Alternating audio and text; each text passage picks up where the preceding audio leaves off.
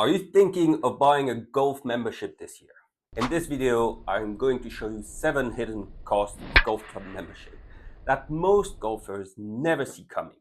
And one of them on its own can quietly double what you think you're paying per round.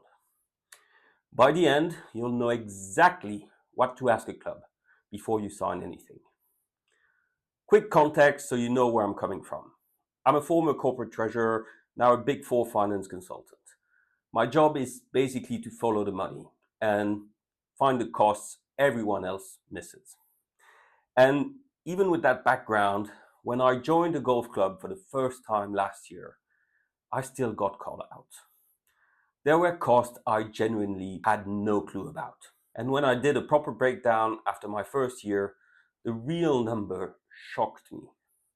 Let's go through the 7 things I wish someone had told me before I joined. Hidden cost number 1, joining fees. Not all joining fees are the same, and the type matters. You'll usually see 3 models. First, the pure sunk cost. You pay, say, £1,000 joining fee. You don't get a share, you don't own anything, and when you leave, that money is just gone. It's basically an entry tax. Second, the equity or share model. You pay a bigger fee up front, and in return, you get a share of the club and you can vote. In theory, when you leave, you can sell that share to a new member or back to the club. Sounds great on paper, but you have to ask, how easy is it really to sell that share? Is there a waiting list of buyers or a waiting list of people trying to sell? Do you get back what you paid or whatever the club decides it's worth later? How long does it actually take to see that money again? And third, the hybrid or partial refund model. For example, you pay £1,000 to join and the club says, if you leave within 3 years, we refund half. After that, nothing. So some of it is recoverable, but only if you leave in time and follow their rules. From a finance point of view, here's the rule of thumb. If you can't clearly explain how you'll get at least 50% of your joining fee back, treat it as money you will never see again. Then spread that non-recoverable part over the number of years you expect to stay at the club. When you talk to a club, don't just ask, what's the joining fee? Ask, does this buy me a share? How do I sell it? How much usually comes back? And how long does that take? Hidden cost number 2, mandatory add-ons. The website might say membership is £1,500, but in reality, it looks more like £1,500 membership, £80 locker, £60 trolley or buggy storage, £50 to £100 to join sections like senior, ladies, or certain roll-ups. None of these feel painful. That's exactly why they slide through. But if your £1,500 membership quietly becomes £1,750, that's a 15 to 20% jump on day 1. Before you join, ask, what does a typical member actually pay? Once you include lockers, storage, maybe the range, and sections, you're not joining a price list. You're joining a culture. Hidden cost number 3, guest fees and social pressure. On paper, being a member means you can bring guests at a discount rate. Sounds like great value. In reality, you become the host friend. Your mates know you're a member, so you end up inviting them down more often. You feel like you should because, I might as well use my membership. But if they don't pay you back and the guest fee is £25 and you host 10 times across the year, that's £250 you wouldn't have spent if you'd all just played pay and play on neutral courses. You're not just paying for golf, you're paying to be the host. So ask yourself that. Am I the type who will keep inviting people? If yes, build guest fees into your real membership cost. Hidden cost number 4, competitions and handicap costs. Most clubs run weekly medals and Stableford's, board comps, knockouts. Entry might be anywhere from £3 to £10 at a time, or more, deducted from your account so you forget about it. But if you play 30 comps a year at, let's say, £7 each on average, that's £210. And then you have regional events, order of merits. You're into several £100s.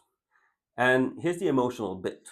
Once you're paying your full membership, you feel like you have to play the comps. You want to get your handicap down. I'm paying anyway, I should use it. Competitions are brilliant, but they are not free. Hidden cost number 5, the annual increases. Most clubs put fees up by around 5 to 8% a year. 1 year, that sounds fine. Fee are going up 6%. On 1,500, that's £90. Annoying, but manageable. Over 10 years, different story. Roughly 6% a year takes a 1,500 membership to around 2,700. After a decade, same course, same car park, same locker room, maybe a little bit more tired, but you're paying almost double. So you're not committing to today's number. You're committing to a rising number. Keep that in mind. And ask the club, what have your actual increases been over the last 5 years? Not targets, reality. You want to understand how the club is managed. Hidden cost number 6, food, drinks, and behaviors. Some clubs have a formal minimum bar spend. Others don't. But the social pressure does the same job. You just finish your 18, everyone heads to the bar. You don't really want a drink, but you don't want to be that one guy who always goes straight home. So you stay, just one pint, just a quick bite. If that averages £20 a week across the season, that's around £1,000 a year. So you're not really paying for a pint. You're paying not to be the guy who never joins in. So if that social side makes you genuinely happy, fantastic. But just be honest. Membership will probably increase your food and drink spending. It certainly did for me. Hidden cost number 7, events and add-ons that don't feel optional. This is where the calendar starts costing you money. For example, you have charity days, 25 to £40 a time, and you feel guilty if you don't support them. Or raffle draws, and so you put £20 to get some tickets in the hope of winning something. Captain's dinner or Captain's Day, £50 or £80 for the ticket, plus a suit, maybe a bottle of wine. Matches against other clubs, fuel, maybe a team shirt, food and drinks afterwards. Simulator session in winter when the weather is crap, 20 to £40 an hour, call it practice. Do it weekly and it adds up fast. Betting pressure, fivers on the match, nearest the pin, little side games. None of these on their own feel like they're a big deal.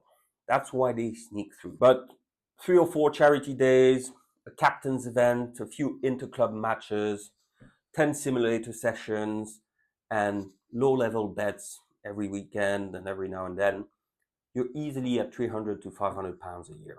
Now, here's the key point. Most of these doesn't feel optional. If you actually want to be part of the club.